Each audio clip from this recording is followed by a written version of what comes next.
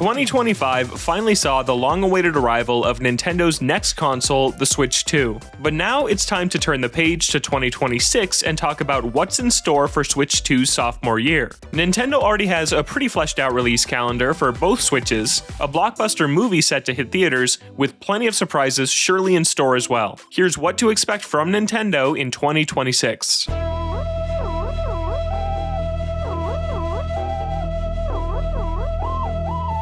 Before we get into wild speculation, here's a recap of what we already know is coming to Switch and Switch 2 this year. There's already a lot to look forward to, as Nintendo remains very consistent in pushing something out pretty much every single month.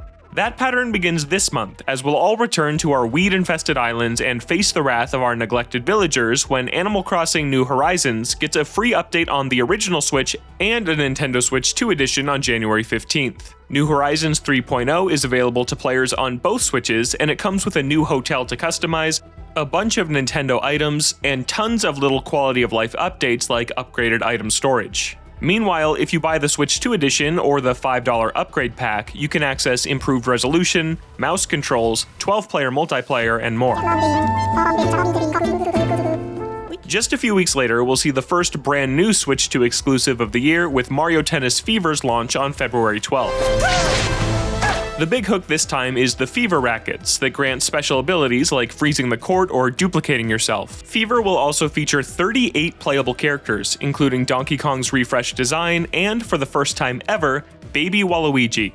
If you love collecting ridiculous Nintendo products like I do, you might be looking forward to Virtual Boy joining the Nintendo Switch Online library on February 17th. You need one of two headsets to access this forgotten library from Nintendo's biggest failure. Either a plastic replica or a cheaper cardboard option. That'll be available on both Switches. Pokemon meets Minecraft, or more accurately, Dragon Quest Builders, but that's not as catchy, in Pokemon Pokopia on March 5th. This Switch 2 exclusive will task you with using Pokemon moves and materials to design your very own town. I expect Pokopia to be an enormous hit this year. Pokemon and Minecraft are two of the biggest things on the planet, and after everyone's done poking around the new Animal Crossing update, this looks like the perfect game for that audience to shift to next. Amiibo are trudging on in 2026 as well, and March 5th will also see the launch of the Meta Knight and Shadowstar figure from Kirby Air Riders. Pokopia is the last firm release date we have, but Nintendo has a few games slated for spring. Super Mario Bros. Wonder Nintendo Switch 2 Edition plus Meetup in Bellabelle Park is an enhanced port of the 2023 platformer, and one part of Nintendo's ongoing celebration of Super Mario's 40th anniversary. It adds cooperative and competitive multiplayer minigames, and we've seen a small glimpse of what appears to be a new side story in more traditional levels. I predict this will arrive on April 2nd, the same day as the new pair of Super Mario Galaxy amiibo and just a day before the Super Mario Galaxy movie hits theaters, putting a new Mario game on store shelves at the exact moment Mario Mania kicks in. The other pair of spring releases is Yoshi and the Mysterious Book on Switch 2 and Tomodachi Life Living the Dream on Switch 1. Yoshi's illustrated art style looks really nice, and Tomodachi Life is an exciting return for a 3DS cult classic with a hilarious, out-of-left-field personality that you really have to see for yourself. There's even more coming later in 2026. Have you forgotten me so soon? Fire Emblem Fortune's Weave will mark the strategy RPG's first outing on Switch 2. Nintendo and From Software are teaming up for The Duskbloods as a Switch 2 action RPG exclusive, while Switch 1 players can look forward to Rhythm Heaven Groove, the return of Nintendo's quirky rhythm minigame series for the first time in a decade.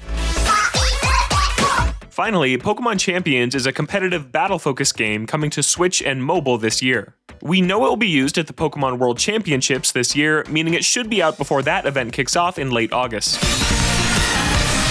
On the third-party front, Switch 2 is getting a lot of major games on day one, including huge support from Capcom with Resident Evil Requiem on February 27th, along with Resident Evil 7 and 8 on the same day, Monster Hunter Stories 3 Twisted Reflection on March 13th, and Pragmata on April 24th. Plus, all three of those games are getting their own amiibo figures.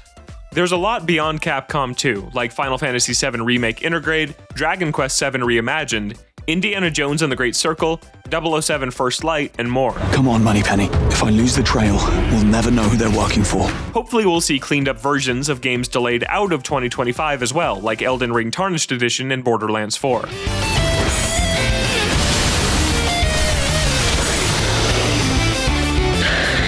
A huge element of Nintendo's 2026 will no doubt be Pokémon, which celebrates its 30th anniversary this year. You can safely expect a Pokémon Presents around February 27th, and as we move firmly into the speculation part of this yearly preview, I think it's going to be a big one. I predict Pokémon's 10th generation will be 2026's November release for Switch 2, and that we'll get our first look at them here.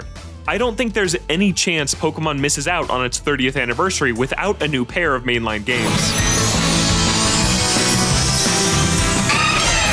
But that's not all. I think 2026 is finally the year that Pokémon Red, Blue, and Yellow come to Switch. I don't think they'll join the Nintendo Switch Online subscription library, it'll make you buy them separately, but similar to how Gen 1 games were dropped on 3DS to celebrate the franchise's 20th anniversary in 2016, I think Nintendo will run the same play here and shadow drop them the day of the presentation. The Pokemon Company is also planning to open Pokepark Kanto in Tokyo, Japan on February 5th, the first ever Pokemon theme park.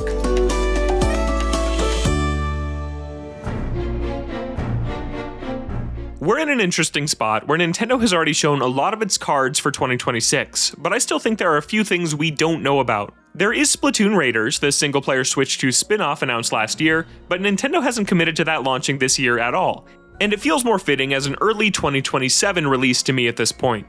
With November likely taken up by Pokemon, that leaves October open for a Nintendo franchise fitting for spooky season, Luigi's Mansion. Mario. Next Level Games has been quiet since 2022's Mario Strikers Battle League, except for a small assisting role on Metroid Prime 4 Beyond. And given its usual 3-year turnaround time on Nintendo games, I think it's time for Luigi's Mansion 4. The last in the series was a huge sales success, so a sequel is a no-brainer. Just for fun, I'll guess that the setting will be a haunted cruise ship. 2026 also marks the 40th anniversary of The Legend of Zelda.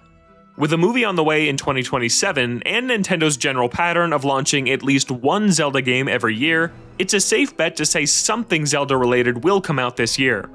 I don't think a new 2D or 3D Zelda game is close to being ready, so it's probably time for another remake or remaster. I'll guess fans will finally get the Ocarina of Time HD remake they want, but it won't be perfect.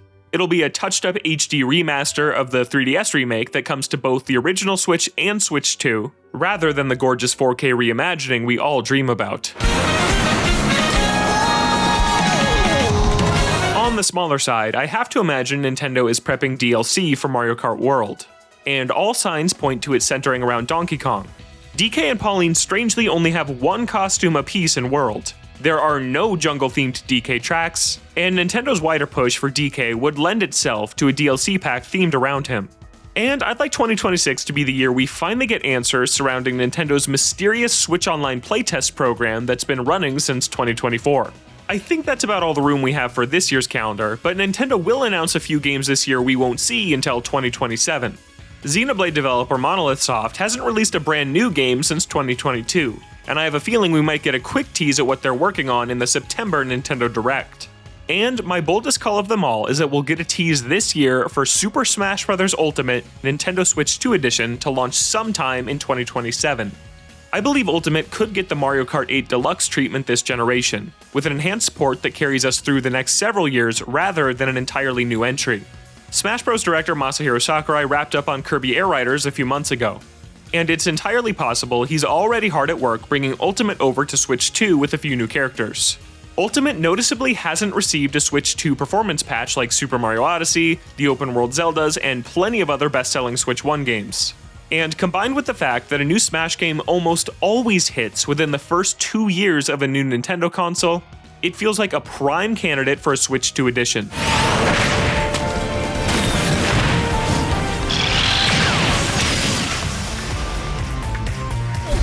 I made a masterpiece for Princess Peach.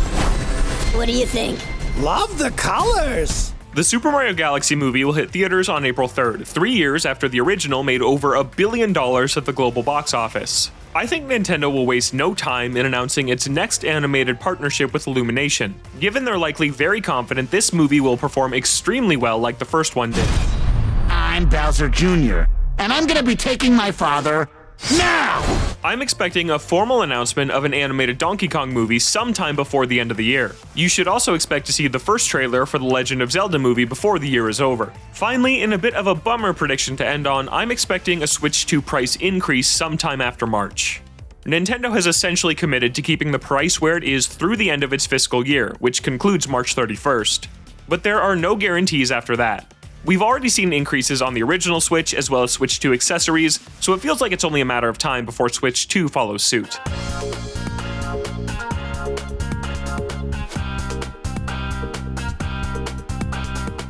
And that's everything we expect from Nintendo in 2026. What game are you most excited for? Have you picked up a Switch 2 or are you still happy with the original?